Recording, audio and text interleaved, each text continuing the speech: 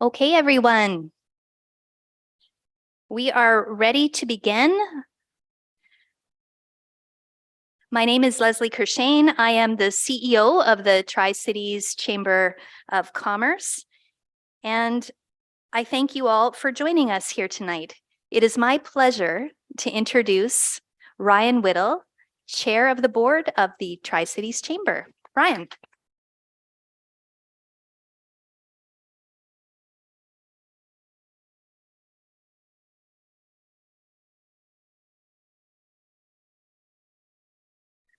Good evening, everyone. I'd like to begin by respectfully acknowledging that at this all candidates meeting is taking place on the traditional, ancestral, and unceded territory of the Coquitlam First Nation, and the Coquitlam shared their territory with the Musqueam, Squamish, Stalo, and Tsleil-Waututh First Nations. We thank the Coquitlam who continue to live on these lands and care for them, along with the waters and all that is above and below. Welcome to the Tri-City Chamber of Commerce Port Moody All Candidates meeting, presented by the Chamber's Group Insurance Plan. My name is Ryan Whittle. I'm the Chamber Board Chair and a partner at Already, a boutique accounting firm. So, as you may know, the Chamber is neutral in all elections. It's stated in our bylaws that we shall not endorse any particular candidate for public office. The Chamber greatly values its role as a convener of business, community, and government to foster dialogue and to focus on solutions to strengthen our communities. We are passionate about advancing local prosperity, and we look forward to working closely with the newly elected or re-elected mayors and councillors in the Tri-Cities following the election, as we have done with the current ones over the past 4 years. On behalf of the Chamber Board of Directors and members, thank you to all the candidates for participating tonight and to everyone joining us in person or live on Zoom.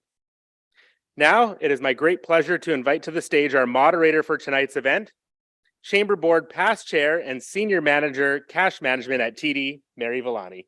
Thank you, Mary.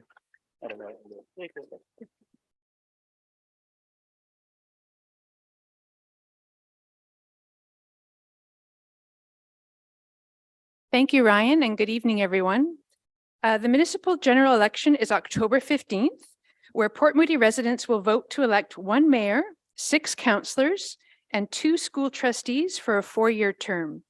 Tonight, we will be meeting most of the candidates for the mayor and councillor positions. Before we get started, I'd like to remind everyone that we'll be using Slido for tonight's discussion. All you have to do is launch the internet browser on your phone, go to slido.com and key in your event code ACM-P0M0 or POMO.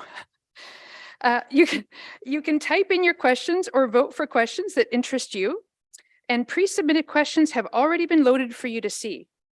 Please note we may edit for overlap, duplicity, and relevance, but generally the questions with the highest votes will be asked of the candidates. So please note, not every candidate will answer each question we ask tonight. So you will not be able to direct your question to a particular candidate, as we want to ensure every candidate has the chance to answer the same number of questions tonight, in fairness to each of them. And let's go over the format for tonight's meeting. First, each candidate will have 90 seconds to introduce themselves and their platform. We will then call the candidates to the front of the stage in groups of 2 or 3 at a time. And each group of candidates will be asked a question, and then they will each have 60 seconds to respond, starting with the first name called, and I get to call the names. Once all group members have answered, there will be an option for candidates to ask and answer follow-up questions from each other. We expect to have some time for 2 rounds of questions tonight. After all the groups have completed the Q&A portion, candidates will be asked to give a 60-second closing statement. Audience, because of the time nature of this event, we ask that you hold any applause until the end of each section, and we will do our best to end the event at 9 p.m. or shortly thereafter. We do have 1 candidate tonight that was not able to be here, and that is Eric Davis, correct? Yeah, okay. And my last comment before we get started is my thanks to the team on stage over here, or our little off stage, as it were. We've got our Chamber Governor, Stephanie Booth. We have our CEO, Leslie Kershane, and Operations Manager, Christina Brown. And I thank them for overseeing the Slido questions, Zoom, and timing candidates' answers tonight. So candidates, are you ready? Oh, they're so excited. Okay, so the microphone should be over there with Samantha, and we're going to hear opening statements from you first, and then you'll pass the mic down to Richard.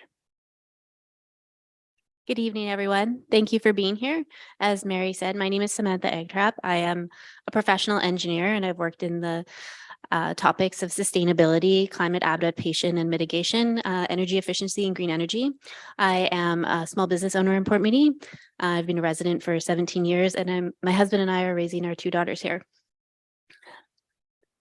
Sorry, a little bit nervous. Over the past 17 years, we've seen many, many changes, and we are going to see more coming up over the next 4 years. And I think these decisions that we make in the next 4 years are really crucial. They have long-term effects and they're far-reaching. And so my focus and why I want to be on council is I want to help to create livable and sustainable cities, and that we're building for the future for our children and for their children's children. We also need to focus on economic development, so retention of existing businesses and inviting new businesses here. And then, excuse me. And then, of course, climate action. Anything we do, we have to look at through the lens of climate action. Climate change is perhaps the greatest issue of our generation, and we have to incorporate those decisions or that lens into all our decisions. So thank you for being here and participating in democracy, and I look forward to speaking to you more. Good evening, ladies and gentlemen. I'm Richard Bietka, and I'm running for a position for council. A little about me. My wife and I moved to Port Moody about 30 years ago. We raised our 3 kids here.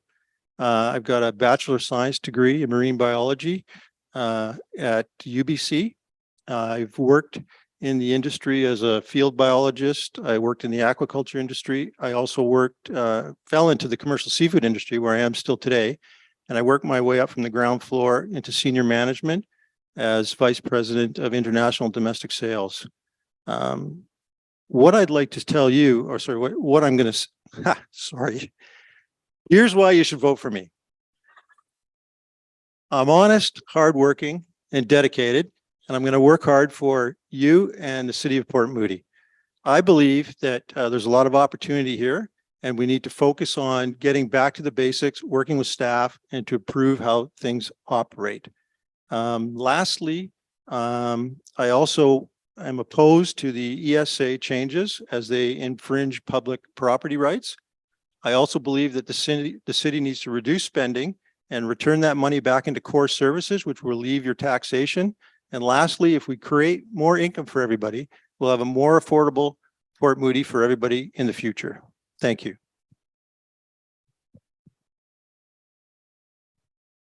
Hi, everyone. My name is Dustin Chellin, and I'm running for Port Moody City Councillor. For those of you that I don't know, I live in Moody Centre along with my husband, Duncan, and our dog, Odie, just off of St. John's Street. I'd like to take a moment and acknowledge the First Nations whose land we are residing on, but I also want to commit that if I'm elected, I'll work on building a nation-to-nation relationship with our Indigenous peoples.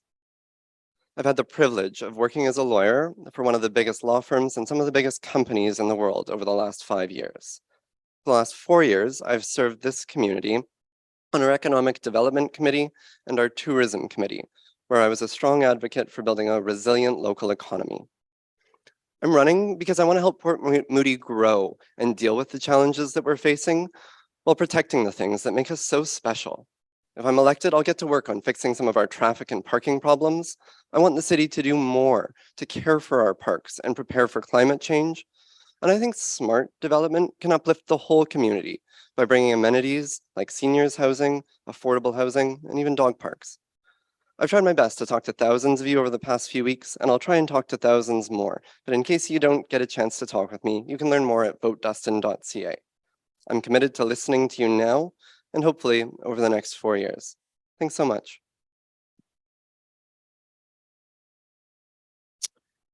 I first want to say thank you to the Tri-Cities Chamber of Commerce for putting on this event.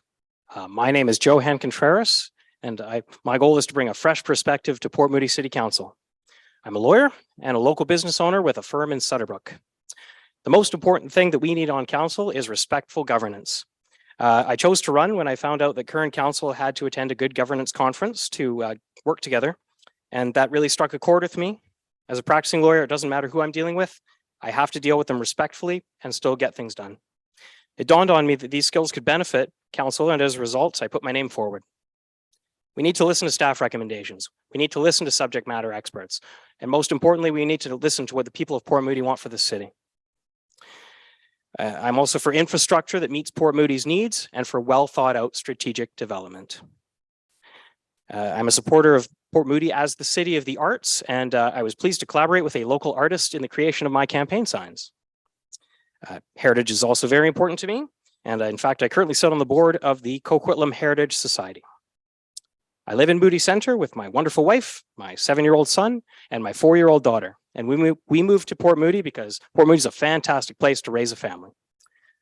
On October 15th, please vote Johan Contreras. Thank you. Good evening, everyone. I'm Diana Dilworth, and I'm asking for your support in returning to Port Moody City Council on October 15th. Our beautiful city has been home where I've been able to raise my family over the past 30 years, and I love what all of us love about Port Moody: the green space, the mountains, the waterfront, our gathering spaces, our neighbors, and our local business community. I was first elected in 1999, and I've been able to provide leadership on affordable housing, sustainable development, economic development, tourism, and housing.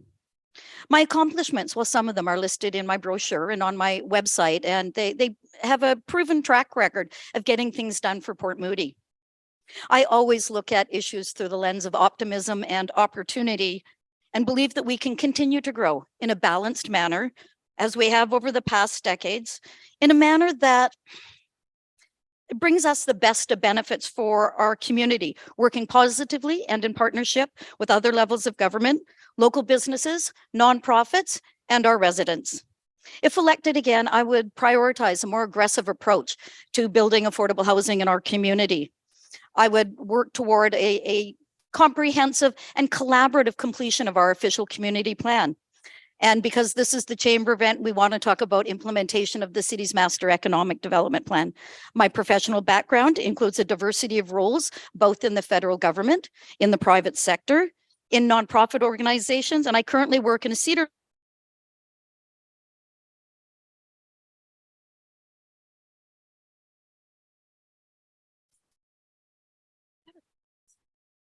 Good evening. I want to thank everyone for coming this evening and the Tri-City Chamber of Commerce for putting on this event. My name is Barbara Junker, and I've lived in Port Moody for over 33 years with my husband, where we raised our 2 children. I'm running for re-election to Port Moody City Council. It was my privilege to have served on council from 2014 to 2018. During my term on City Council, my approach was collaborative, respectful, and consensus building. I had a good working relationship with Port Moody staff and with my council colleagues.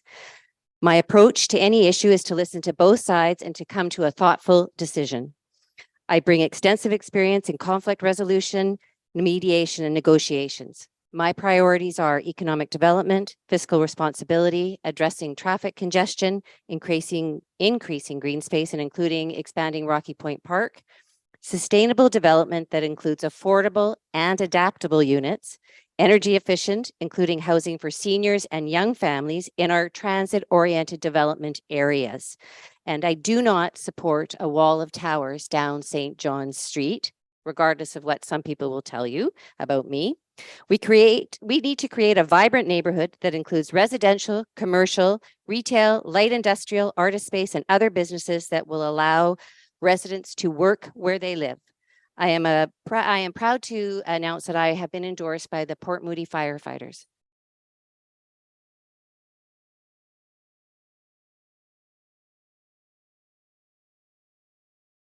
Good evening, everyone. My name is Kyla Knowles, and I'm running as your independent candidate for Port Moody City Council. I'm very proud to have called Port Moody my home for nearly 10 years now. I live in the beautiful community of East Hill with my 2 daughters. And my most fervent hope is that other families, seniors, young folks, and people all along the income spectrum can live here affordably too.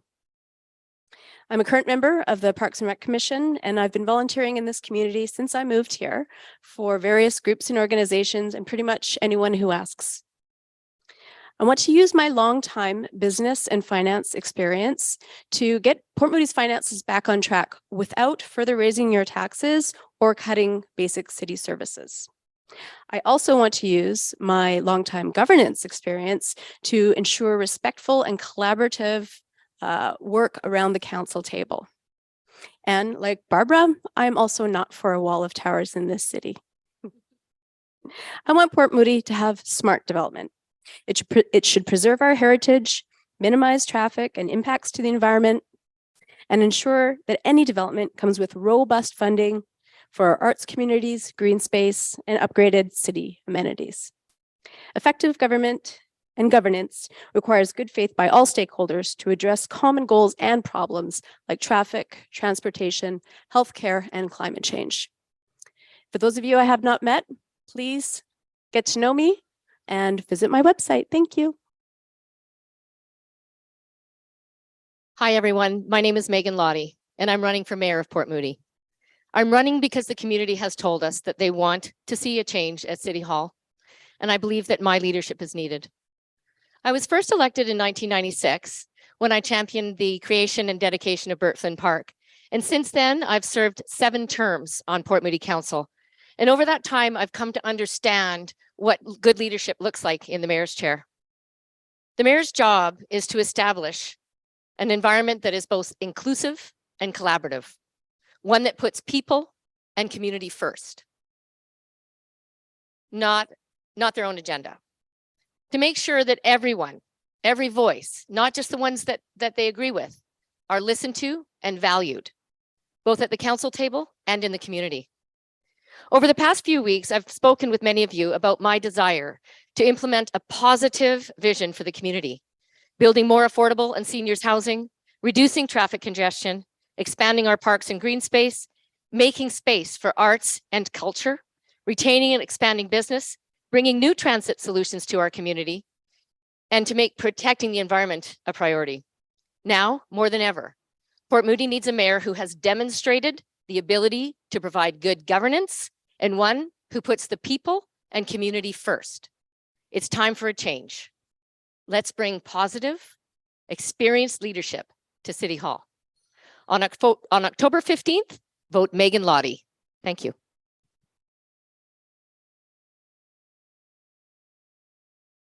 Good evening, everyone. My name is Amy Lubick. I'm running for Port Moody City Council for re-election. When I started my career, I studied cancer research because I wanted the doctors to have the tools that they needed to help people who were sick.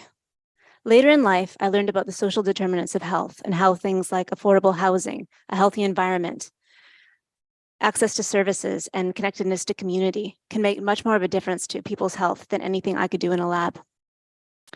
I ran for council 4 years ago because as a city, we can make a big difference on those issues, and I wanted to bring that health and equity lens to our decision-making. Since being elected, I've worked collaboratively with all of my colleagues on issues where we had shared concerns, and I've also worked with citizens, councillors in other cities, the provincial government, and nonprofit organizations to bring evidence-based solutions to Port Moody. I'm proud to have co-led our Affordable Housing Task Force, helped found and lead our Tri-Cities Food Council, worked on meaningful reconciliation, and championed environmental issues, such as expanding our tree canopy. As we know, in these extreme heat events, trees can bring down temperatures by 2 to 10 life-saving degrees. I'm running again to continue to work on the issues of affordability, climate action, and community wellness, and ground our conversation in how policies, programs, and development impact our health. As Port Moody grows, development can be done well or it can be done poorly, and that's up to us. We need to be thinking holistically and focusing on what we need to make a healthy community that benefits everyone. I hope on October 15th I can count on your vote.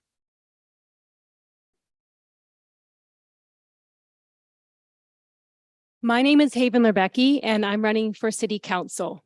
And the reason that I'm running is that I'm concerned about quality of life in Port Moody. Because the fact is, we have approved a lot of growth just after the last few years. How are we going to handle this growth? Our roads, our parks, our city services, and how are we going to pay for it? And this is such an important election because your next council will finish our official community plan. The area beside Rocky Point Park, the area beside Moody Center SkyTrain.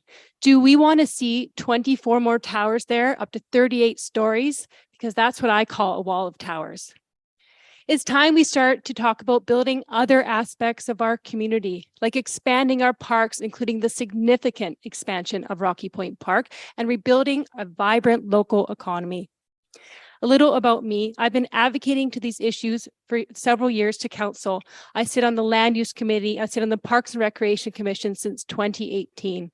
I work as a senior policy analyst at the First Nations Health Authority, and I hold a master's degree in resource and environmental management. A vote for me on October 15th is a vote for quality of life. It's a vote for putting the needs of our residents first. And that's why I'm very proud to say I'm taking no funding connected to the development industry because I'm here to work for you. Thank you.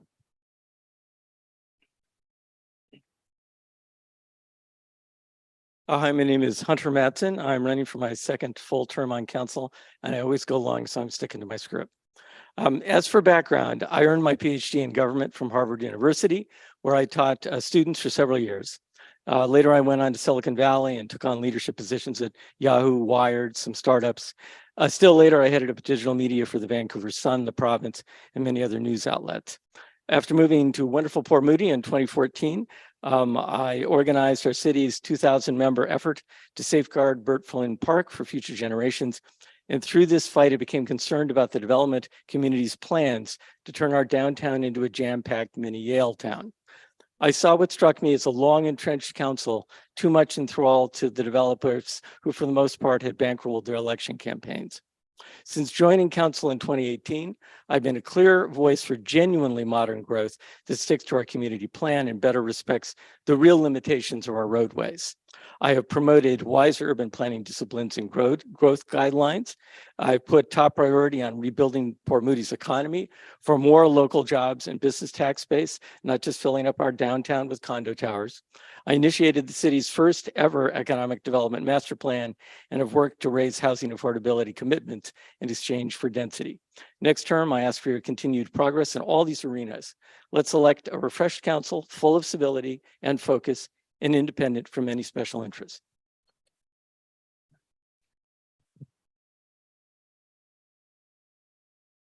Hi, everyone, and thanks for attending this evening. My name is Steve Milani, and I'm running to be your next mayor. I'm a 24-year plus resident of Moody Center, so I've seen a lot of the changes that have been happening there.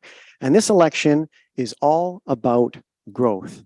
In the last election, I was one of the few on this stage pushing for moderate growth. But fast forward to today, and it seems that everyone, even my opponent, is suddenly on board with it. To see who actually supports moderate growth, it's simple. Stop listening to our words and start looking at the votes. When someone votes in favor of adding over 20 new high-rise towers into our official community plan, they do not support moderate growth, period. No matter what they say before or after, because the vote is all that matters. I do not take money from developers, so residents know I put them first. I want to see housing built that residents can actually afford. I want to see how traffic will be impacted before deciding on massive developments, not after. I want to see a real expansion of Rocky Point Park, and I want to see Port Moody Center rebuilt as Port Moody's next generation of jobs space. I look forward to discussing these issues and lots more tonight. And a big thank you to the Chamber for hosting, and thank you all for coming.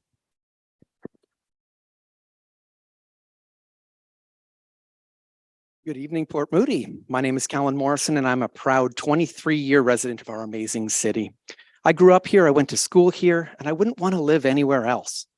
I'm so excited to be running for your city council, and I'm ready to contribute to the future of our city.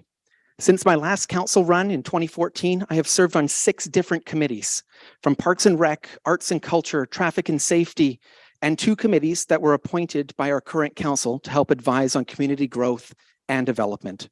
I am prepared to sit at the council table and start positively contributing. I truly believe Port Moody needs a council that is committed to working together. Our council needs a plan for our children and our seniors to have places to live in Port Moody. We need to ensure that we grow in a way that provides a varied mix of housing options, provides jobs, amenities, and expanded and enhanced parks for our residents. And we need to be working with our neighboring municipalities on solutions to traffic. We also need a council that understands our small businesses and can work with them to ensure we have a vibrant local economy. All this needs to happen, and you as residents deserve to have it done efficiently with teamwork, collaboration, and kindness. There should be no sides on council, no pro or anti-growth.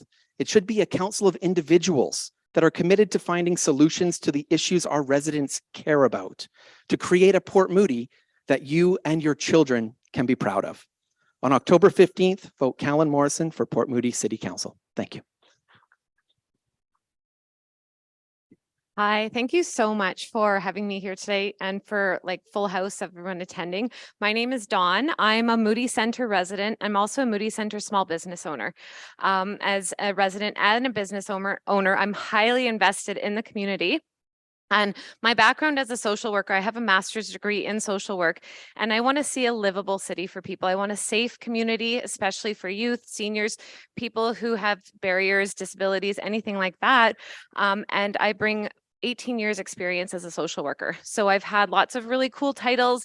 I was the team leader for the largest research demonstration project on ending homelessness in the world, managed a BC housing building, instructor at Douglas College, lots of cool stuff. But what that means is that I can actually ask the right questions when it comes to affordable housing in Port Moody. So as someone with that huge experience in affordable housing, I know the difference between the different types. I know what to do.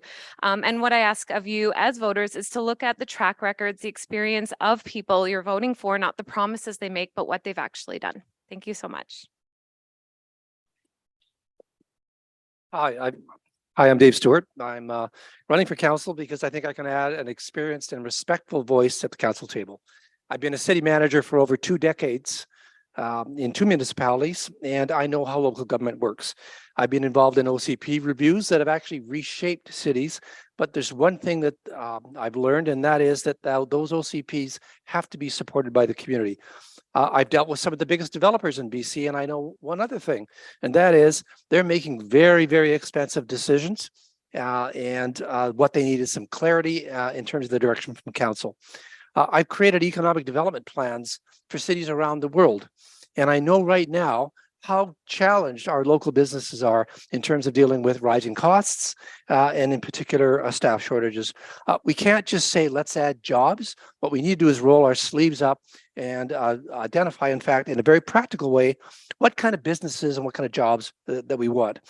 In closing, this election shouldn't be and can't be just about development density. It's important, but it's just one piece of the puzzle. We need to talk about parks, transportation, social housing, municipal services, financial resilience, and climate action. All of these areas need our attention. And if you want leadership, integrity, and experience, vote for me. Thank you.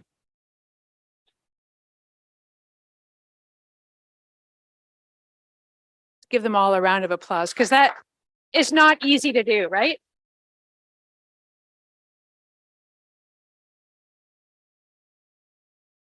So we're now going to enter the Q&A portion of the evening. And as a reminder, each candidate will have 60 seconds to respond to the question. Now, we did let some of you go a little bit over after you heard the bell. After you hear the bell, zip it. So, listen for the bell.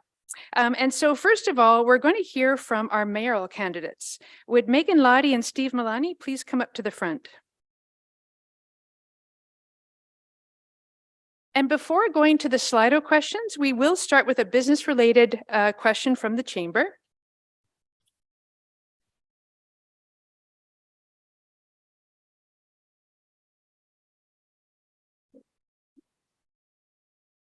Okay, so the question, if we're all ready. Yeah, okay. Our local economy is performing relatively strong compared to other jurisdictions in Canada, but some sectors have still not recovered from the impacts of the pandemic. It is critical that candidates are aware of the need for policies that focus on building a strong and vibrant business community here in Port Moody. If elected mayor, what will you do to foster local prosperity? And let me just check. And Megan, it is you to start off the question. Mary, thanks so much. I don't think my mic's on. Is it? Oh, Oh, it is. yeah. Mary, thanks so much. Attracting business to Port Moody starts with electing people who put the community first, who understand that the workers at these businesses need reliable transit, affordable housing, efficient development processes, and a culture where commerce and creativity can thrive. My vision provides all of this and more, not just to attract businesses to Port Moody, but to benefit all of us who already are here. Steve? Thank you for the question. I think it all starts at City Hall. I think we have to make it extremely easy for businesses to get started because from what I've heard, it is very difficult to actually get organized, get the paperwork and all the permitting in place. And I actually had to fight for a lot of to eliminate red tape during COVID for businesses. So I think that is very important. The other thing I think is important is we need a clear direction where to go. And when we're completing the official community plan, we need to specify what we want to happen there, not just a bunch of residential towers in Moody Center, but the job creation that we hope to create, expect, and draw to the area. If we want to see a campus come to town, let's let people know. Let's work all of that so we can bring prosperity to Port Moody. Thank you. Megan, do you have a follow-up question for Steve? Oh, just a comment about, I understand that my opponent's vision is to also bring in a movie theater to Moody Center. I just wanted to put it out there that the zoning is already in existence. And if there was a need for, or a desire for a movie theater, we'd already have it. I think that suggestion is a little backwards. If we want to talk about bringing jobs in that will facilitate the movie industry, like space for people that make movies, film production, animation, digital animation, film editing, then we're. Is there a question in there? Steve, do you want to rebut?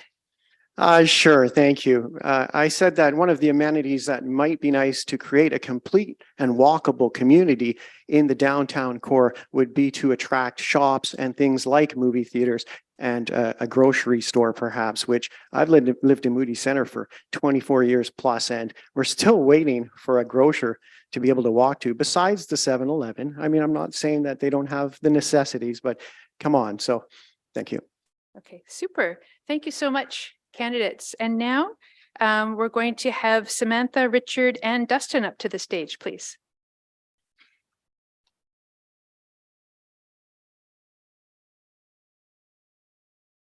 We get to choose our question, Mary? No, sorry. You didn't give me any money beforehand, so I was waiting down there. You were bribable. Nobody gave me money. Actually, the questions are coming from the residents of Port Moody, which is fantastic. And they're voted on by the residents of Port Moody, which is really cool. So the top question is, the provincial government had stressed they expect densification around Port Moody SkyTrain stations. How do you propose to accomplish this to ensure Port Moody doesn't face any sort of backlash from the provincial government? And we're going to start with Samantha. Thanks, Mary. Density around around transit is important for a number of reasons. And I think if we want to have control of it, then Port Moody needs to get together as a city, as a community to sort of come together and figure out what that vision is. I was at a presentation last week and it was the vice mayor of Vienna, and she was talking about how they densified their cities. And one thing she said that really stuck with me was that when they're designing cities, they think about how it is for children. And when it's safe and accessible for children, it's pretty good for everybody else. And so in thinking about how it's good for children, I think that opens up sort of this outside of the box thinking of when we create communities and densify around Port Moody. Because what do we want the city to look like in 20 years? That's really the question.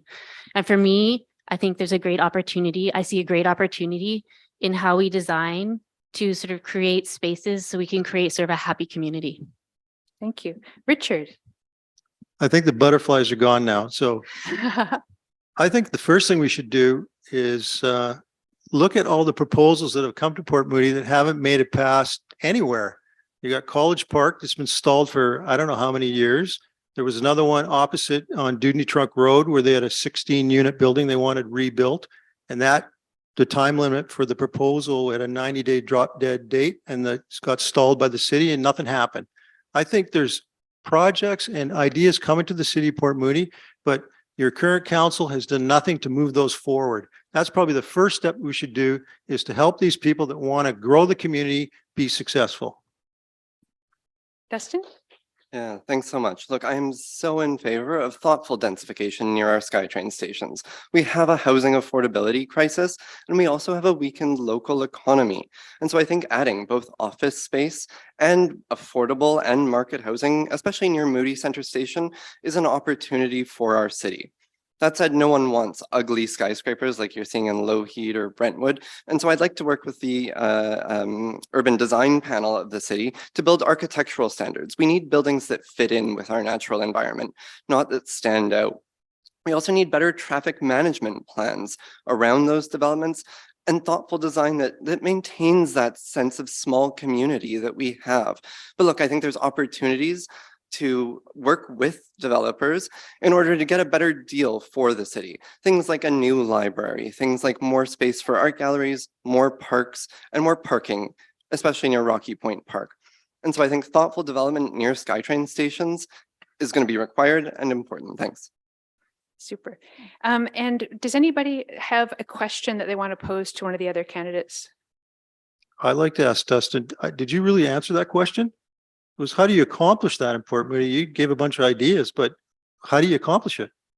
Yeah, good question. So I think it's about giving good guidance to developers. I'm a lawyer by training, and so I think by thoughtfully updating our OCP, by adding thoughtful architectural Well, guidelines. shouldn't you look at what they're proposing and bring it forward? So it's a 30-second question and a 30-second Oh, answer. sorry. That's okay. We're new. Yeah, and I'm aware that there's an existing proposal, and I think by providing thoughtful guidance in advance, that's going to get the city the best deal. I also think as a lawyer, I recognize you have to sit down and negotiate to try and get the best deal. You can't just wait for them to propose something. And so I want to encourage city staff and city council to work with the developers so that we get something that works. Thanks. And Samantha, do you have a follow-up? Not a question. I was just going to expand. Yeah.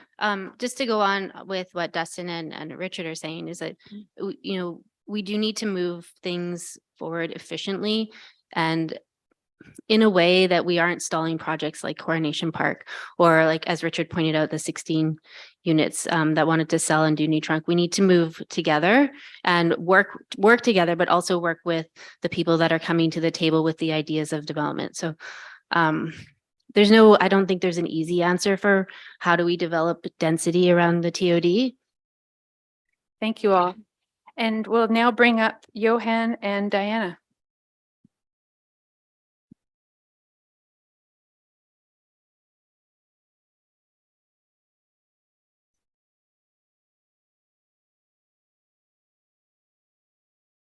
Do I get to choose? Oh yeah, you can sit together or don't fight over the same stool though. That Sure. doesn't look good. That would be awkward. Yeah. Okay. So the next question is, there's a great concern in the community that more and more of the tax burden will fall onto homeowners going forward in order to pay for basic amenities. How will you expand the tax base? And we'll start with Johan. Oh, thank you very much. Look, as a local business owner, if there's one thing I know, it's the importance of local business in our economy here.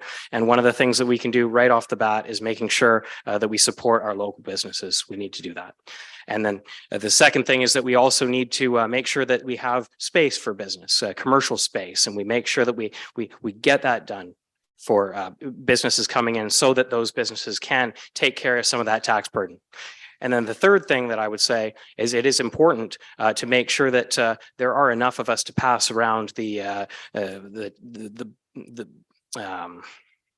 burden, basically. And so really, I mean, part of it is the more people here, the realistically, the arguably the less taxes we may pay. Thank you. And Diana? Great. You know, when I first moved here to Port Moody, approximately 51% of our taxes came from light industrial and major industrial. And over the years, obviously that has shifted. And we are looking into, you know, new impacts and new innovation in economic development. You have high-tech businesses, light industrials getting much more advanced in terms of technology. I think the first thing we need to do to attract more businesses is to be sure that everyone knows that we're open for business. As a previous chair of the Economic Development Committee, I got council support for the hiring of a new economic development manager who many of you have met over the years. He's hit the ground running and he has engaged with every single business in Port Moody and continues to bring ideas back to council to how we can support them. How do we get new businesses here? You know, under the tourism committee, which I led, we developed a long-term tourism plan. There was 108 different components of tourism in terms of activities and events that we can promote. Thank you. Now you can actually ask each other a 30-second question if you like. Johan, do you have a question that you want to ask? Yeah, absolutely. Yeah, it sounds like, you know, just building on what you said, a lot of collaboration, and like I said before, I'm very much for that. I'm wondering if you'd be able to tell us some of your ideas for collaboration for the next council. Thank you. Collaboration for council. You know what? We need to collaborate with our local businesses. We need to collaborate with our residents. We need to collaborate with those that build homes in our community. And when you talk about where those opportunities for economic space going to be coming from, it's going to become with partnerships with other levels of government, partnerships with developers. They're going to build the space. The city cannot build space for economic development. What we can do is develop policies and programs and support so incoming businesses and current businesses can flourish. And do you have a follow-up question for Johan? So Johan, once we get all these new businesses here, how are we going to support them to flourish? Well, absolutely. I mean, one of the things that we need to do, again, running a local business, is we need to support each other. As a local business owner, I know that that's something I've been doing. I've been speaking to lots of local businesses throughout the years, and making sure that we buy from them, and we advertise for them, and we make sure that hey, you know, you live in another city, please try this business. And I've done that for you know, very quick story. I actually was in the wedding party for a marriage that happened right here at City Hall. It was just outside, and thank you. Yeah. Okay, so thank you so much. So now we're going to bring Barbara, Kyla, and I Amy. We got another 30 seconds because we're missing a person. No. Oh, okay. But good try. Good effort. Unless anyone wants to hear my story.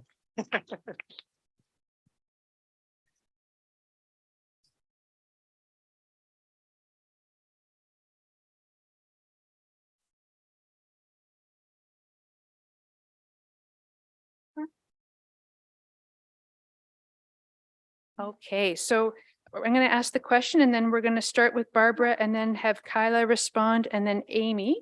And the question is, what are your thoughts on Port Moody Park Space? Specifically, what is your vision for Rocky Point and Burt Flynn Parks?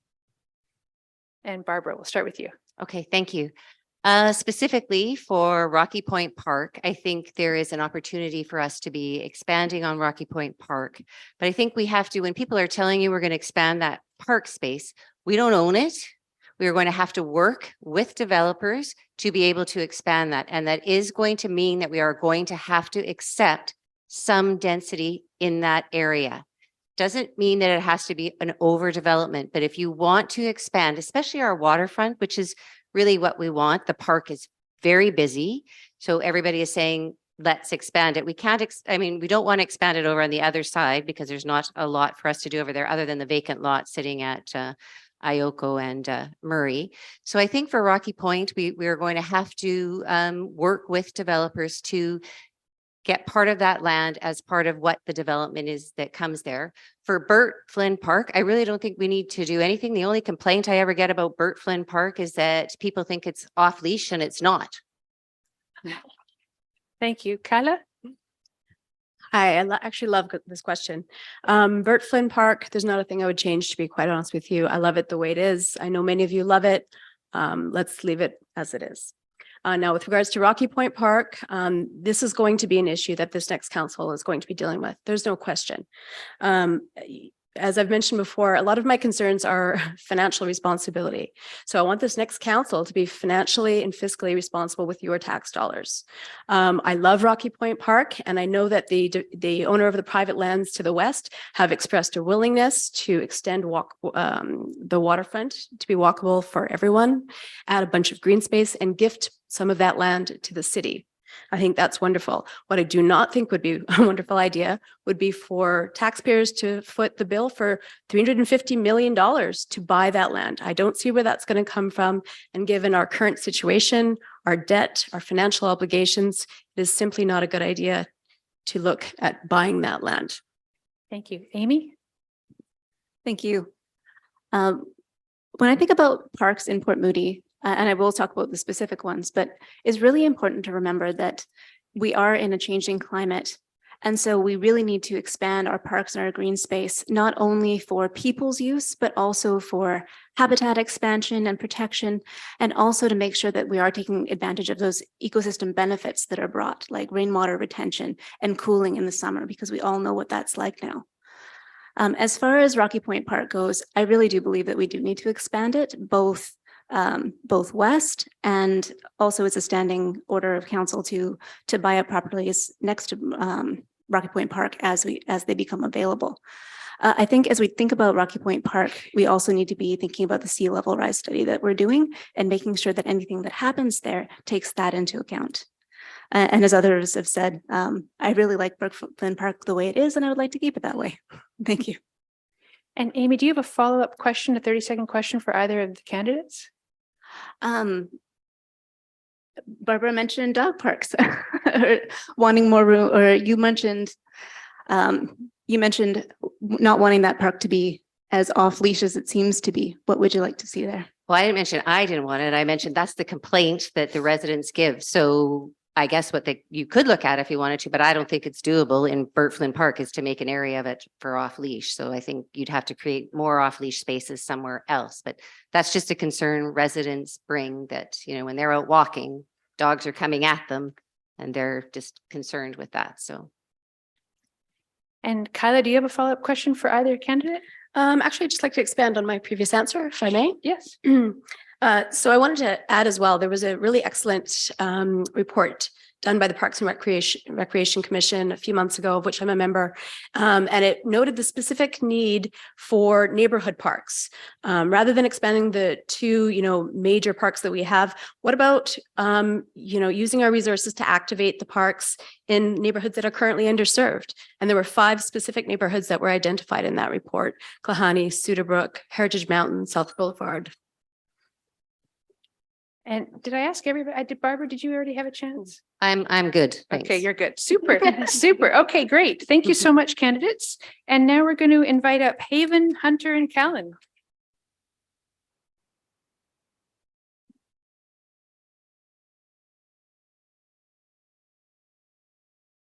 I really, really wish I got to answer that question, but that's okay. I have lots to say about park, but. Okay, so we're going to give you an equally wonderful question, I promise. Well, I don't promise because it's not up to me, but a number of residents have expressed concerns that by accepting campaign donations from developers, that this might influence development decisions. How will you avoid this perception of a conflict of interest? And we're going to go first with, Haven, you get to answer the question first. I'll tell you how. You don't accept donations from developers. The provincial government banned corporate and union donations in 2017. And what we've seen now from research into the last election is that there's a loophole. You change the name on the check from the corporation to the VP or the CEO or the owner.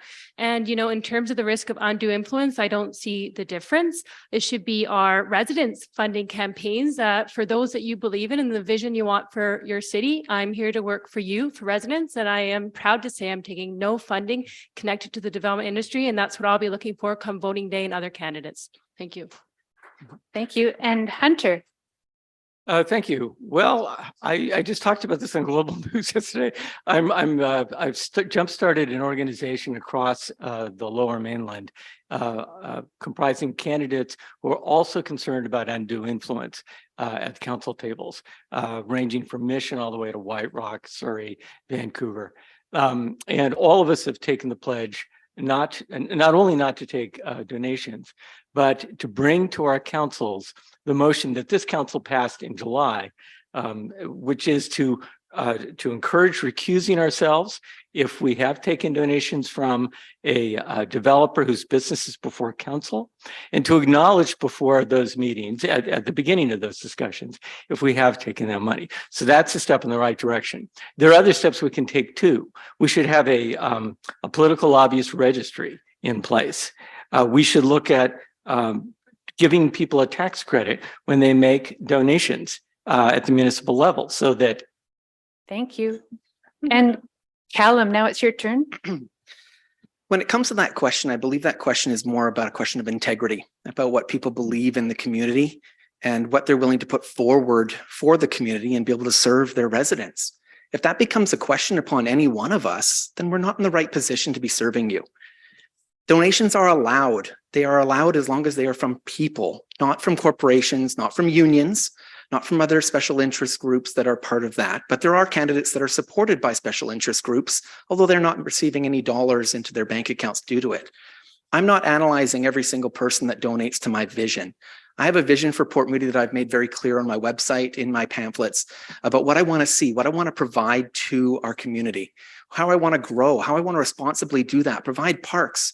And if people believe in my vision, whether it's an individual that happens to work in the construction industry, or an individual that happens to be part of a development company, or somebody who happens to just be a small local business owner, I'm happy that they're supporting that vision, and I'm happy that they have the trust in me to carry that forward. Thank you, candidates. Now, Callan, we'll start with you since you finished off. Do you have a 30-second question for either of the candidates? I would like to ask Hunter and Haven. Obviously, collaboration on council is extremely important, and having a council that can work together, regardless of whether you believe there's influence or not, is extremely important to the future of this city. I don't believe that a $1,200 donation from a developer partner or an employee is going to sway any decision, but it seems like you've been against pretty much all development growth within this community and providing housing for our seniors and our children, and even voting down things like affordable housing. Hunter, would you like to answer that since you're the one that's on council? Yeah, that's a preposterous mischaracterization of my record. I've actually okayed thousands of housing units, but I'm certainly not opposed to growth, and I'm certainly in favor of affordability. The ability to work with others is terrific, but we all have to start from a focus on the public interest, not divided loyalties that come from taking donations. My question for you, Kaylin, since you would have to answer this question if you were elected to council under the new code, is have you taken for this election any donations from individuals who you should have reason to believe are associated with land development interests in this market? Is it my turn to answer now? Yes. Okay. Well, you can answer because that wouldn't make sense for Haven to answer. Okay, for sure. Yeah. I have accepted every donation that has come into my campaign, and I haven't looked into the background of every person in which they have worked on, as long as it's an individual donation. If there's anything that has come in that has been from a corporation, it would have been rejected as per law, because it is legal to accept donations from any individual. And Haven, would you like to follow up with a 30-second? I would just like to confirm you're right on that, because I noticed on your donation page, it's very explicit to make sure that you put your individual name if you are a corporation or a developer. I have a question for you quickly. Why then did the province not say it's okay to donate $1,200 if you're a developer organization or union? Another question for me. I get to answer again. If you're saying that it's okay to donate $1,200 as individuals and they don't make a difference, but when we saw some of the information from the last donations from the last campaign, we're seeing it's 50-60% of total donations coming from these individuals. Thank you. Psychologists tell us it does make a difference. Thank you, Hunter. Thank you, guys. You can go sit down now.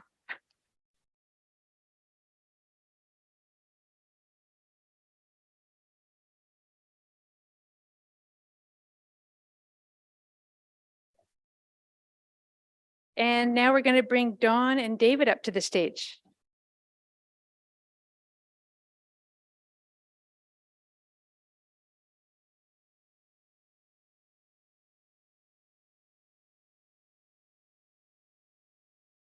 Can see people way better now. So your question is, what will you do to build a community that is less centered around cars and more centered around active transportation and transit? Oh, sorry. Kind of waiting. Dawn, you can go first. Okay, perfect. As I mentioned, I live in Moody Center and I own a business in Moody Center. So I'm actually a perfect example of this, where I'm actually on my 4th tank of gas in 2022. I rarely drive. I'm sort of the poster child for a walkable city. That being said, we do not have a grocery store in Moody Center. And I would say that of those 4 tanks of gas, the majority have been to go get groceries. Sometimes I'll hop on my bike and go to Thrifties or IJ.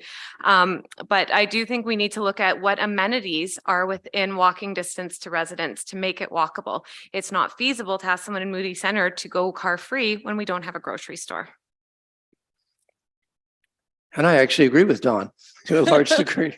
It's really important, if we're going to be doing development, that we create development that's walkable, not only to parks, but also create amenities like grocery stores, et cetera. Active transportation is very expensive. It's very difficult to achieve, particularly where you have limited road space and you're trying to do either walkable or something using bikes.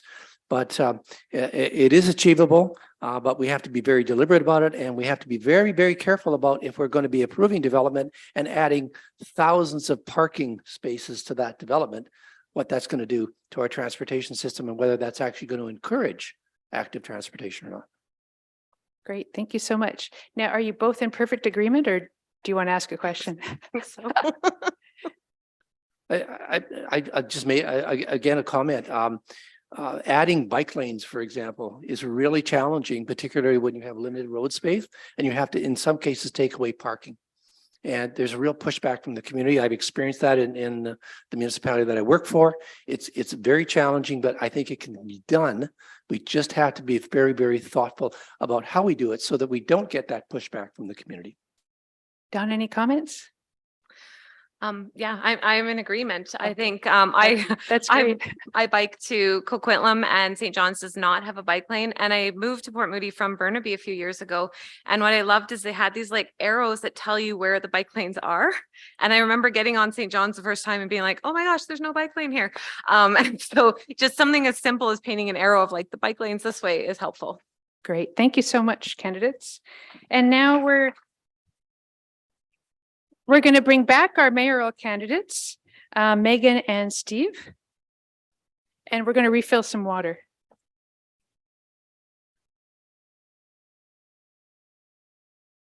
So similarly to what happened at the Coquitlam debates, we don't have time for the 30-second back and forth for the second round, but we got in a good first round, I think. Okay, so here we go with our next question. How would you vote on the current oceanfront vision if you were the deciding vote? And Steve, we'll go with you first this time. How would I vote on the current oceanfront vision if I were the deciding vote? No. That's all I got. Okay, Megan? Thanks. It's really funny because I've said all along that I don't believe that the current vision would actually ever come to fruition. I don't actually think that it would come to us, but if it did in its current form, I couldn't support it. I believe that was brought in during a time before in a different context, before we had Andres wine, before we were even talking about Moody Center. We're now talking about something that needs to be much more scaled down. And I see, you know what? First of all, I want to reiterate, I am not pro-development. I am pro-Port Moody. So every single thing that I would vote on would have to be something that the community would be in support of. So we have never seen a plan. We've seen a proposed vision. And in my mind, that needs to change. And we have to come together as a community and decide what we want that to look like. I see a vibrant waterfront. Right now, the proposal is to add almost double the size of Rocky Point Park, to add almost 8 acres in the proposal that they have now. I say we look for more. Okay. Thank you both so much. We Yeah. get to. You get to go sit down now over there. No, not this time. That was first round. Yeah. Okay, so now we're going to bring. Sorry. Now we're going to bring Barbara, Callan, and David up to the stage. I know we're mixing it up. I had to check.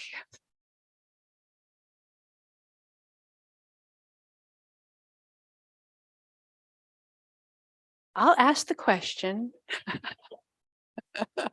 Okay, so what are your plans to realistically resolve the traffic issues along Murray Street and St. John Street, keeping in mind that public transit is not an option for many of the residents in Port Moody?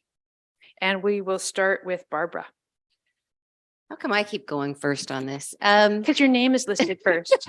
Okay, so it's a good question and it's a difficult one because most of the traffic is not Port Moody.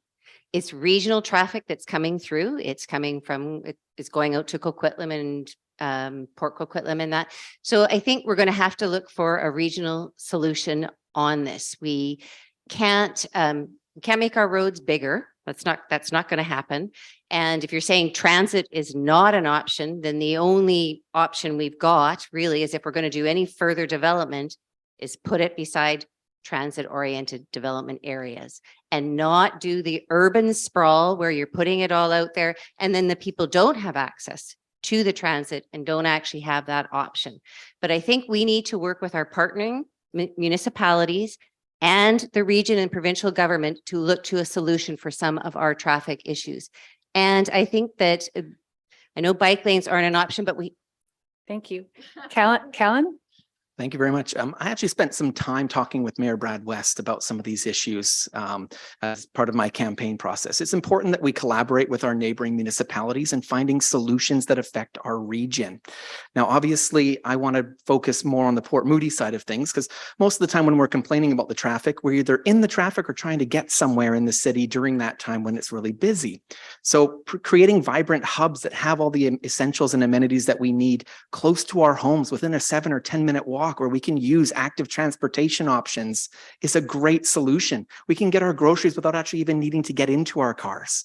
One of the council candidates recently moved into Newport Village, which is where I live, and I rarely need to use my vehicle to go get my essentials. We can do that in different areas of the city by creating these vibrant business hubs that have all the essentials that we need as residents right there. And David? Yeah, I agree to a certain degree. Local jobs, local amenities help people walk to what they need. Quite frankly, I don't know that there's a solution out there. We are a conduit from Coquitlam. Coquitlam's talking about putting 8 new 25, 30-story towers right adjacent to Coronation Park. So the idea of collaborating with our neighbors, we're going to have some dialogue because these are not easy solutions. And if we just keep adding parking spaces, we're going to add cars and it isn't going to get better. I'm going to be really honest with you. It's going to get worse. Thank you all so much. Now, if we could bring Richard, Haven, and Dawn up to the stage.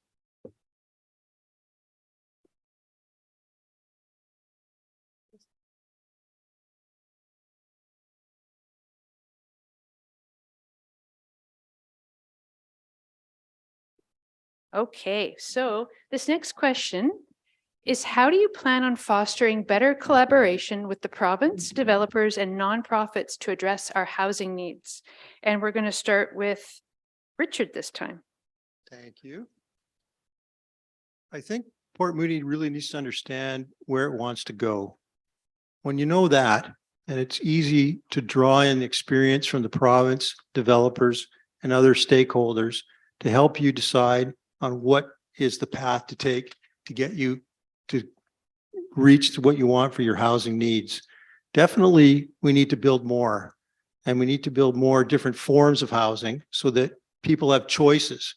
When you're on an income, different stratification of income, you need more choices because some things are not as easily accessible to one person as it is to another. So that's what we have to do, create more options for people to find housing. And Haven? Thanks. I do agree with Richard around the planning, and that's a critical priority for me this election is to finish our official community plan, because I think it all starts there.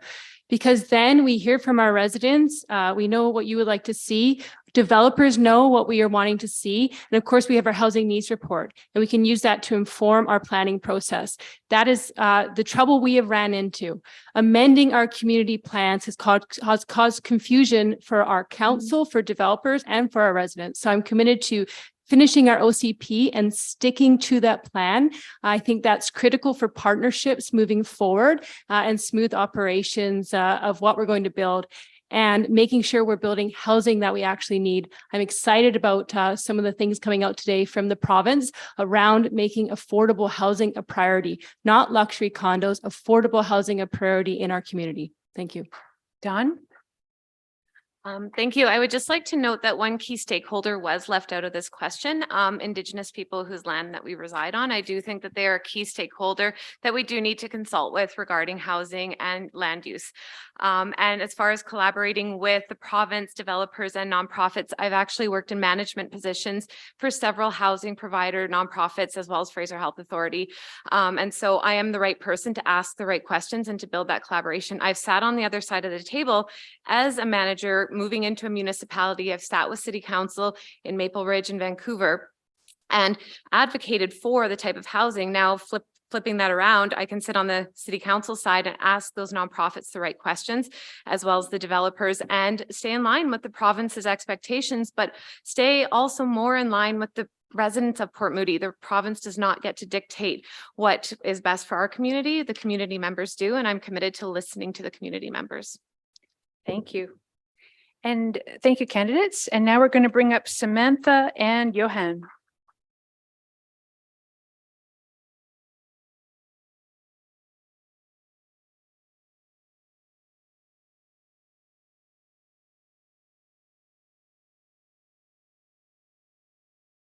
I'll do the same one again. So small business can be, I'd like to say is, but small business can be the backbone of any community. What will you do as a council member to assist small business in Port Moody to grow and succeed? What will you do to encourage small businesses to make their home in Port Moody? Samantha this time, sorry. I really love this question. Not only am I a small business owner in Moody Center, I'm one of the longtime members of Shop Local Port Moody, which is a nonprofit organization that was started by small business owners in Port Moody about, I think 8 years ago now. And our mission was to advocate for small businesses. So small businesses, locally owned, and trying to get people to understand like that 1% shift. So our role was really advocacy. And I think as we, from a council perspective, we need to continue that work through our economic development committee, through our economic development manager. I was also part of the committee that approved or, advocated for him to, or that role to be in place. And we really need to start looking at like how we can support local, and local doesn't mean walking across the street to Starbucks. Local means going to Cafe Devano or, whatever other business, small business, like going to Johan's business if you need a lawyer, or mine if you need a gym. Johan? Absolutely. 2 words: support local. And the way we do that is we think of creative ways to do that, and there's all kinds of ways. I had a friend move here not too long ago, and what we did for him was we decided to, find all the special places for us locally right here in Port Moody, and we went around and just bought gift cards for all the businesses and put them together and said, here's your starter pack. Here's all the off the beaten path places that you may not run into yet, but you should soon. Thank you. Thank you very much, candidates. And now we're going to bring up Diana, Amy, and Hunter.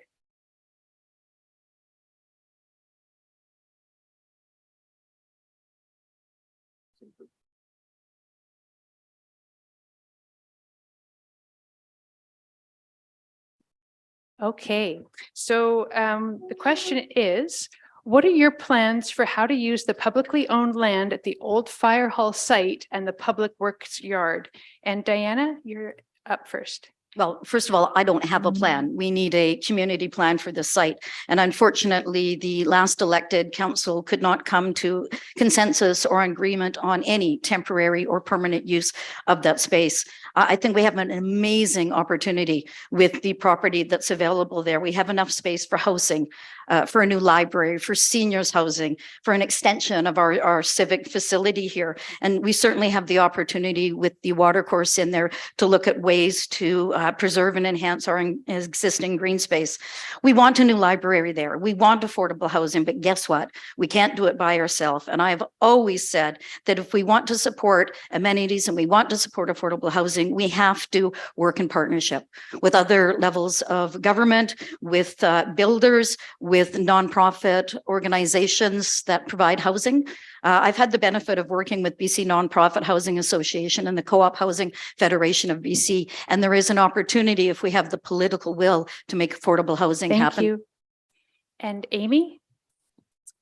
I'm going to agree with Diana on some of that. I think, one of the things that we really need to do is figure out where and how we're growing as a city, and then figure out what are the amenities that we need as a city and where are we going to put them. So I think that that's a really important piece of the puzzle.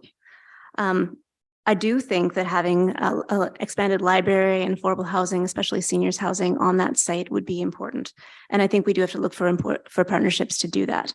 In particular, I'm interested in the partnership that's going on in Burnaby with the BC General Employees Union. It's been able to put in an office tower with affordable housing at 50% affordable at around 16 stories. And I think that there are a lot of really interesting models to look at, but we're also going to do a lot of community consultation around it. Thank you. Thank you. Hunter? Thank you. Just following some things that Amy said. It's not the very first place I would necessarily put housing, because we are on path to double the city's population. Our civic amenities, our library, our rec center, even our government center are all at capacity now. And we have very limited city land to add civic facilities. So I argued 4 years ago, and we got waylaid by COVID, but I argued that yes, that's probably where we would create a library that's double the size with performance centers. I think we were looking at, for the works here, the possibility of an assisted senior living center. We've also talked to the BC Co-op Housing Federation about maybe partnering for housing there, but I really feel we need to focus on civic amenities. We need to fund it by having developers pay the full cost of development, which is why we have. Thank you. And now we're going to thank you, councillors and our candidates. And now we're going to bring up Dustin and Kyla.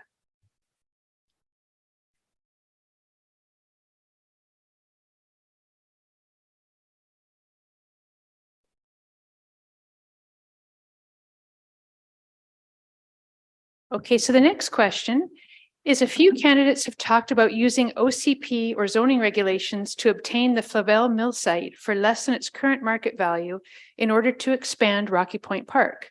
Can the city do that without running afoul of the Municipalities Act? And we're going to start with Dustin.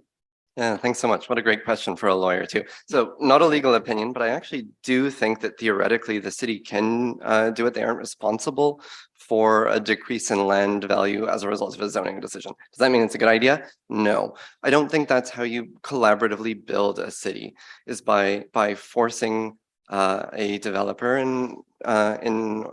to build sort of a lesser facility on that land. I think we've got the opportunity to really do something thoughtful and great by being collaborative. I don't think a city should resort to things like expropriation or things like downzoning, especially when we have an affordability crisis. And so my perspective is, let's work collaboratively, let's listen, and let's negotiate for the best possible oceanfront development that we can have. That includes park space, affordable housing, and more. Thanks so much. And Kyla. Thank you. So could we downzone the property without running afoul of the Municipalities Act? Well, it could be downzoned. I've heard people speak about that. But should we? Absolutely not. I agree with Dustin. And most importantly, though, it would be opening the city up to massive liability from the private property owner. Legal costs alone, I think, would keep us in court for a long time. And as you all know, we're already in some serious financial trouble here. And let's also keep in mind that downzoning a private property that belongs to someone else is just expropriation by another name. So let's be careful of a slippery slope here. And let's, as Justin suggested, let's work together with the owner. They've got wonderful ideas for the waterfront.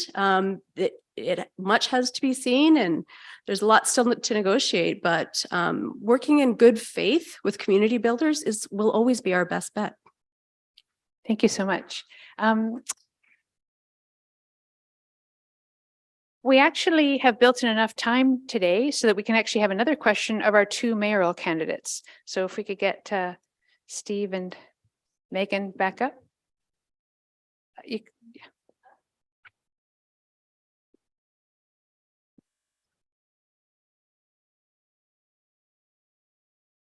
Yeah. Yeah, we built in time for rebuttal. I know you're all very excited. Now. Yeah. I know, it's so exciting.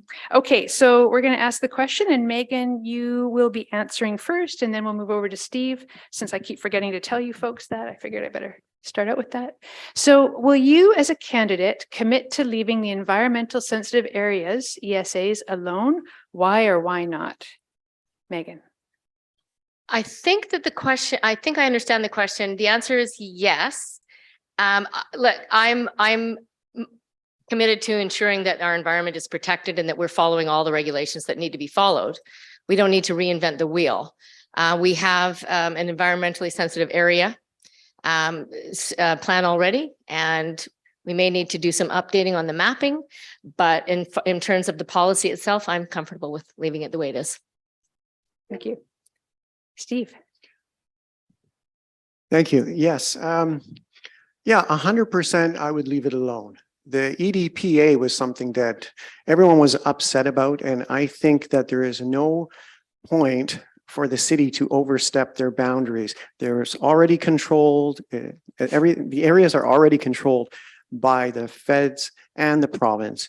And so we don't have to implement additional restrictions. That's just adding to the red tape. And I believe that the feds and the province do a great job at protecting everything as is.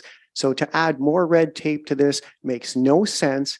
It costs the taxpayers more in taxpayer money to fund staff to come up with all of these things and then to implement them. And then it costs the taxpayers a lot of money when they have to pay for all of these additional permits. So it makes no sense to overstep the higher levels of government in this regard. Thank you. And Steve, do you have a follow-up question for Megan? On this subject, so would you support bringing back the EDPA? No. Okay. I have no follow-up. Okay. Yeah, we're in agreement. Actually, if you two could stay there, I actually thought we could ask you another question. Sure. Since we have time. So the next question on the list is, what are your feelings about the amount of debt that burdens Port Moody, and what are the solutions in your opinion? And we'll start with you, Steve. Great, thank you. We do have a balanced budget. We are not operating a deficit. We're not allowed as a municipality to run a deficit. So if you've heard that, that is a mistruth. That doesn't happen. So we have to, I mean, I'm always one for looking at tightening the spending. I've always been an entrepreneur. Our family started our first business in 1982. So we know how to pinch pennies and we know how to go through the books. What I do at tax time, I take the paperwork out onto my patio where the lighting's good with a ruler, and I go through line by line, looking at where we can make cuts or adjustments. And then I've always been in support to have staff report back on where they think it's best to cut back, because that we're not supposed to be doing the fine tuning on that type of thing, but we do have to look at the big picture. And yeah, we have to do all that we can to keep taxes down, but our residents like our services. Thank you. And Megan? So yeah, we are about $23 million in debt. And so we've almost hit the debt ceiling. So we what we've done is we've relied on the taxpayer to basically service a lot of our new amenities and growth in the city. We need to diversify revenues, but we also need to bring in more sustainable revenues. And that can be done through growth done in a smart way, in a way that will bring in smart growth in areas close to transit, leveraging opportunities with partners to provide amenities such as a new rec center, leveraging and coordination with the government and nonprofits to build affordable housing. We need to concentrate on doing our core services and doing them well. And we need to get away from spending so much time trying to micromanage staff and adding things to the work plan and changing horses in midstream, and really provide our staff with a clear set of guidelines. Lastly, we need to attract more business, commercial. Thank you. Yeah. So if you could just have a seat, both of you. Yeah. Because now what we're going to do is we're actually going to give you, instead of your 60 seconds for your closing statement, we're actually going to give you 90 seconds because you were so much better behaved than anybody else. Don't tell Coquitlam I said that. Okay. So, so think about it just for a second, because I know you get to go first. So just think about it for a moment, and then we will start with you. So I mentioned at the very beginning that I've actually served as a city manager for over 20 years. I've actually served in local government and senior management positions for over 30 years. I understand local government, and I really do believe I can add a respectful, collaborative, open-minded voice to the table. And so I'm not going to use 90 seconds because I just hope that you'll vote for me, because I really do think I can add some value to Port Moody. Thank you. Thank you, David. And Don? Yeah, I would like to again reiterate what I said in the beginning around looking at what people have done as opposed to what they promised to do. And so even just in the debate where we agreed, just bringing that collaboration and looking at my history of building teams, building community, and of course my experience in nonprofit housing, and yeah, all the different experience I bring as a social worker, commitment to social justice, all of these things. I highly suggest looking not at what people are promising to do, but what they have done already for the community, for their professional careers, and for their families. I think that's a really important part. So yeah, and everything's up on my website, or you can check out my social media just to learn a little bit more about me. I did not, because I believe in being authentic, I did not participate in the mail out. That was intentional. It wasn't because I missed a deadline or couldn't afford it. I declined because if I'm going to talk about my commitment to the environment and climate change, I'm not going to mail out 20,000 flyers to people, which I looked in my condo's recycling bin and they're all in there. Sorry, guys. Yeah, so I encourage you to learn a little bit more about the candidates and what they have done. Thank you. Thank you. Kellen? Thank you, everyone. The extra 30 seconds threw me off there, so thank you. Yeah. I want to thank the Chamber for hosting tonight, but mostly I want to thank everybody in the audience for coming out and being involved in our civic process and electing a council and getting informed about who the council members are and what they stand for, what they're going to do different for this next term as well.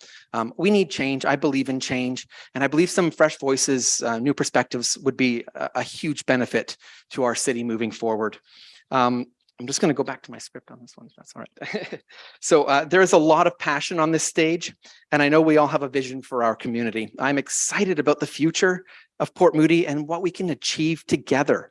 I'm excited to work with a council that has differing viewpoints, because I know that is how we ensure that our residents are represented, and we can ensure that the solutions we come up with are in the best interest of our community. As a 23-year resident, active community member, and a member of a small business as well, I believe that I am ready to serve you on our council.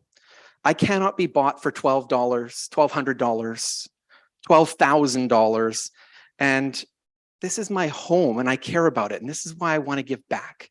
And I'm so proud to have a vision that our community is willing to donate to help me make a reality. I can promise you that if elected, and I am committed to listening to our residents, to find creative solutions, and I'm open to having my opinion changed.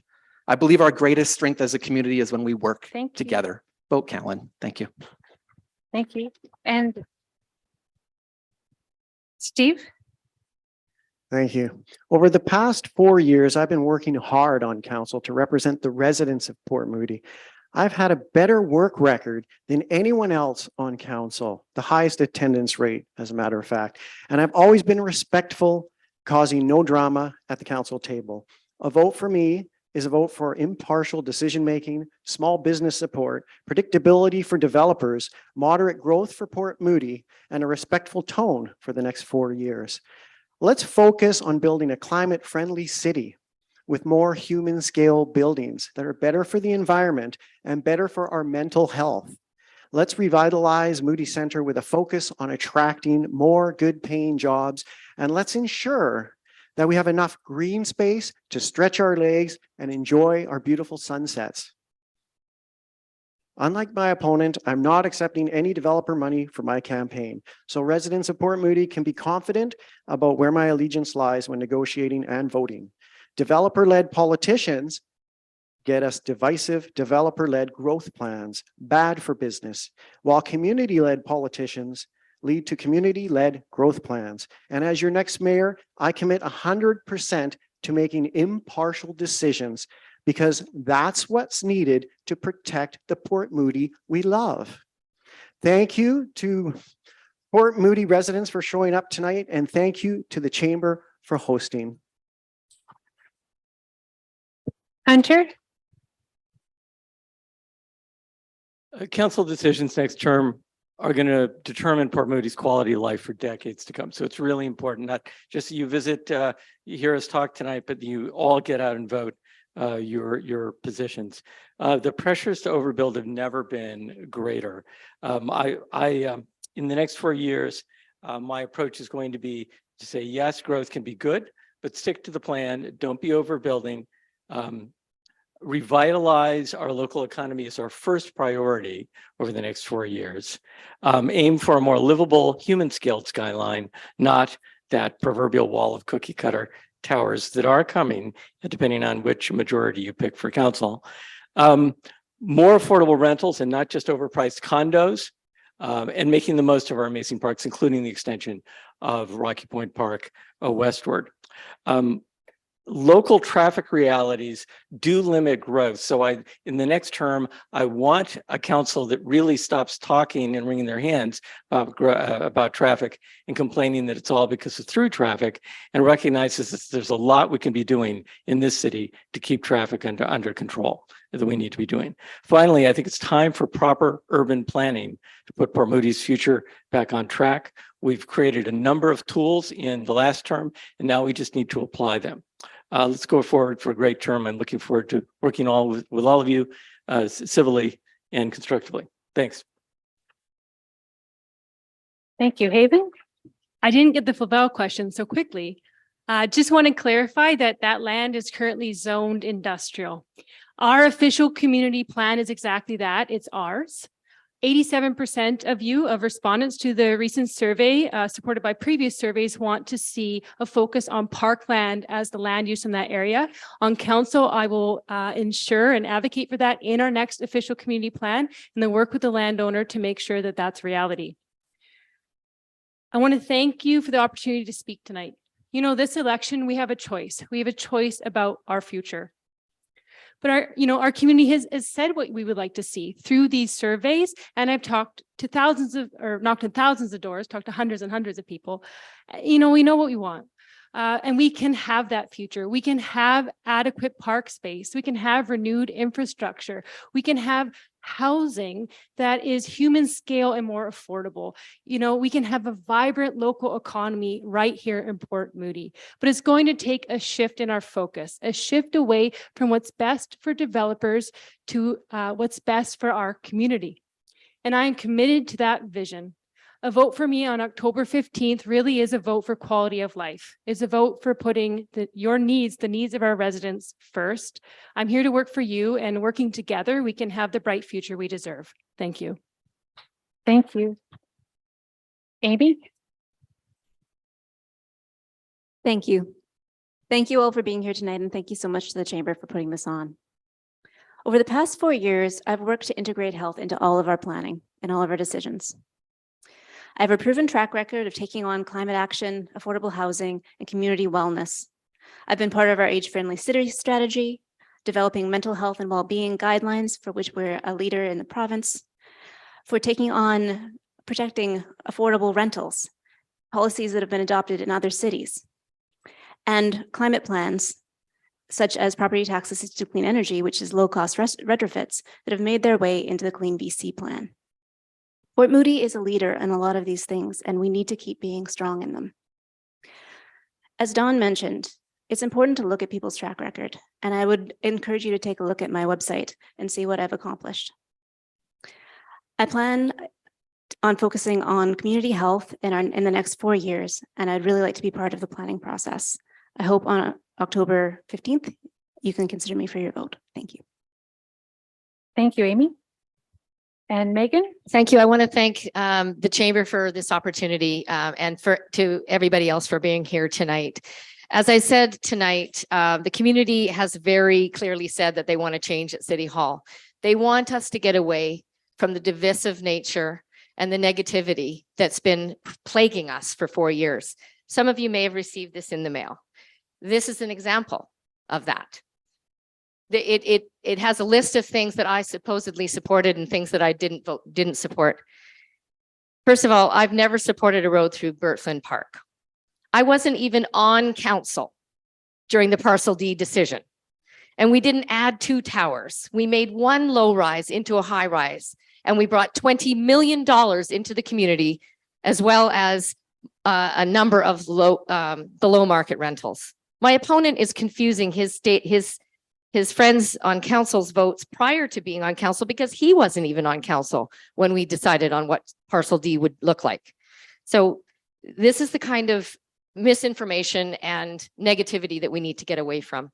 I know how to lead an effective team. I have a proven track record for building consensus-driven, good decisions. I understand what good governance looks like. You do have a choice. You have a choice on October 15th.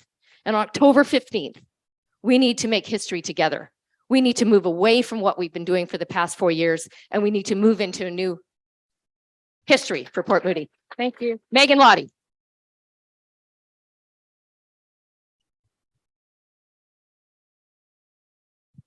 Pretty hard to follow that up, but I'll try. Thank you everyone for being here. Thank you so much to the Chamber for the opportunity. You've heard some competing visions here tonight for the future of our community. And it will be up to you, the voters, to read between the lines. Look at the voting records of sitting councillors and the public input records of new candidates.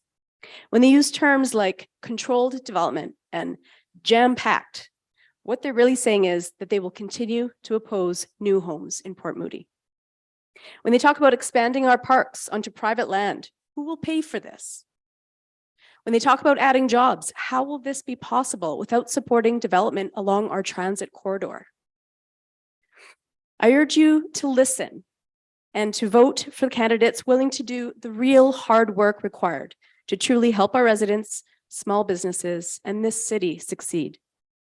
Let us be brave on climate change, respectful to our heritage, sincere in our efforts towards Indigenous reconciliation, and bold in living up to our billing as the City of the Arts. I ask for your vote on October 15th. Please vote for Kyla Knowles. Thank you. Thank you, Kyla. Barbara? Thank you. And I want to thank everyone for coming out and the Tri-City Chamber of Commerce for hosting this. I know there are major issues that we're going to tackle at City Hall over the next few years. And I do believe if council works together and with public input, we can find collaborative solutions to these issues. But we're not seeing that currently right here. Collaborative issue and working together does not mean making unfounded accusations to other candidates. It isn't okay to just say because someone took money from a developer that they have no integrity and they can't vote impartially. If you look at the chart that Hunter Madsen had put out, everyone except him on council last time had taken donations from developers. Does that mean every decision that the council passed made was not with integrity? No. So this is a subject that I feel is just dividing the community instead of us looking at what we can do together moving forward. We need to move past this and not let this cloud our decisions on who should be on council and the decisions that they will be making on upcoming development. We need sustainable development, we need neighborhood friendly, and we need it in our transit oriented area. I'm asking you to vote for me because that is what I will support. It's Barbara Yunker, and that's Yunker with a J. Thank you, Barbara. I just wanted to mention that make your 90 seconds about you and what you support and about the actual issues. And then we're going to go now to Diana. Great, thank you. So I am Diana Dilworth, and over the 30 years I've lived in Port Moody, I've gotten to know many of you and your families, and I hope you understand the honor that I've had in serving. I'm glad we get some extra time because I've got some things I want to address.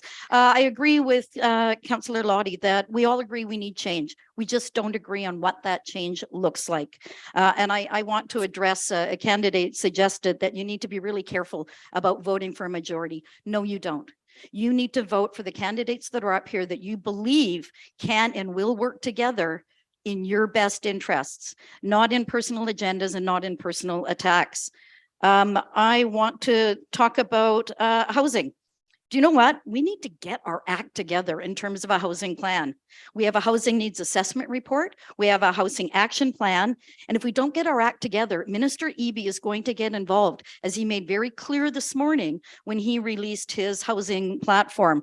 I think working collaboratively and not against those that build homes in our communities is going to get us much more than what we might be getting currently. I want to say I do not believe in a wall of towers. Has been suggested on your doorsteps. I don't believe in 45 or 60-story buildings that you're being told on social media and on your doorsteps.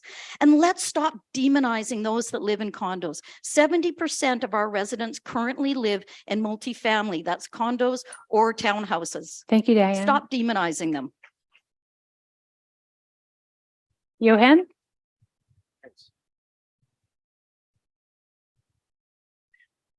Some suggest that Port Moody shouldn't adapt to the times. Others suggest that adapting to the times means turning our city into something that we don't, or most of us don't want. The reality is that we need to build dense housing around SkyTrain stations and bring more business space as well. Taking these steps will bring housing at a time when many people need it and will allow young people in our community the choice to stay here and seniors in our community the option to downsize if they want to. Taking these steps will provide jobs at a time when many people are struggling with the rising costs of living and bring money to our city. You've heard it tonight. We need it. And that money will let us do things that we want to do for our city, bring amenities and programs that we want. It's better for the environment.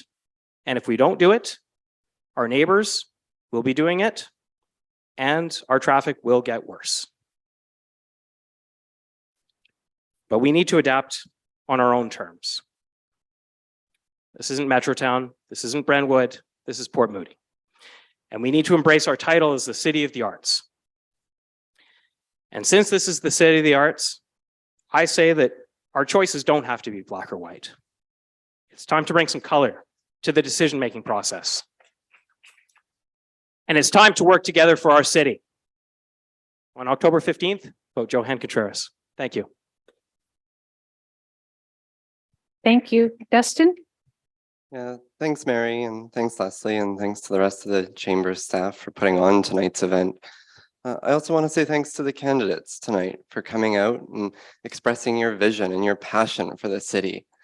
I really do appreciate it. But most importantly, I'm just in awe of how many people are here passionate about the future of our city. But I'm not surprised. You know, we've got something so special in Port Moody. We really do. We're connected to nature, we're connected to Metro Vancouver, and I think we're connected to each other. So as we move forward, let's focus on the issues affecting our city, not the people at our council table. You know, we have to work together if we're going to address the challenges we're facing, like the housing affordability crisis, traffic, population growth, or climate. You know, I found the past few years have been hard on all of us with the pandemic, me included. So let's get better together. Once again, my name is Dustin Chellin, and I would be honored if you voted for me for Port Moody City Councillor. Thank you very much. Thank you, Dustin. And Richard? Hi. I've been attending finance committee meetings, regular council meetings, and speaking at public input for the last 5 years. I've got a very good idea what's going on at City Hall. My experience through my career, I have extensive knowledge of budgeting, reading and interpreting financial statements, labor relations, as well as marketing, sales, and team building. I understand to be successful, it's not about the individual. It's about the team. We need to put the team back together. We need to collaborate with council, listen to staff, create some synergies, and move Port Moody forward into the future and be successful. On October 15th, vote for me, because that's what I'm going to do and work for you to make sure that we get back on track and head into the future. Thank you. Thank you, Richard. And Samantha, you're going to bring us home. Thanks, Mary. In 2004, Port Moody was voted a UN Most Livable City. And that, to me, when I moved here in 2005, was inspiring because that was the work I was doing as an engineer with a multidisciplinary team. It's important that we get back there. It's important for all of us. And so what I propose and why you should vote for me is that I want to move forward by listening to you. I've been listening. I work in an environment where my job is to listen and then to use the data that I gather and to make decisions, logical decisions. I advocate for small business, for people, and for making this a really great community that we can all live in. I'm not interested in living in a community where we see black or white, yes or no, because life is more gray than that and hopefully a little more colorful. So I encourage you all to think about who you're voting for. One more thing I want to mention, it's not really about me. There's a lot of things we haven't talked about tonight. We haven't talked about arts, the arts and culture master plan. We haven't talked really anymore about reconciliation or advancing equity. We haven't talked about why this set of candidates are all white, myself included. We have no visible minorities, yet 30% of Port Moody is a visible minority. So if you want to learn more about what I think on those things, please visit my website, and I hope I can have your support on October 15th.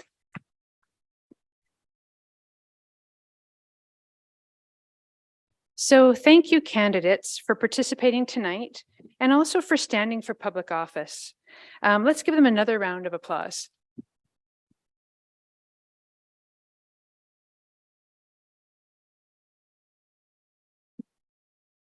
And we also wish to thank all of you for spending your evening with us and the over 130 people that are watching us on Zoom tonight.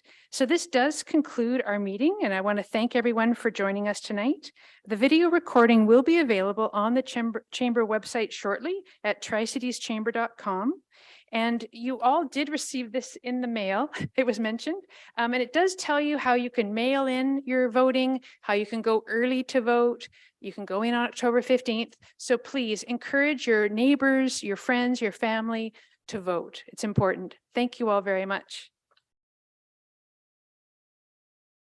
Oh, and thank you to the Chamber Group Insurance Plan for sponsoring this evening.